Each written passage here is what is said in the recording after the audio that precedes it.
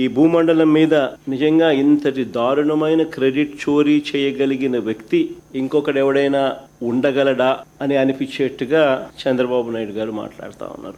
ఊసరి వెళ్ళి కూడా చంద్రబాబు నాయుడును చూసి బహుశా సిగ్గుపడుతుందేమో. అంతటి దారుణమైన మోసాలు, అంతటి దారుణమైన అబద్ధాలు. నేను సూటిగా చంద్రబాబు నాయుడు గారిని అడుగుతా ఉన్నా, మీ ద్వారా ప్రజలందరి తరపున అడుగుతా ఉన్నా. అయ్యా, 4 సార్లు సీఎం అని చెప్పి చెప్పుకునే ఈ పెద్ద మనిషి చంద్రబాబు నాయుడు, నేను అడుగుతా ఉన్నా, భూములు రీసర్వే చేయాలన్న కనీస ఆలోచన అయినా కూడా నీకు ఎప్పుడైనా గతంలో వచ్చిందా అని?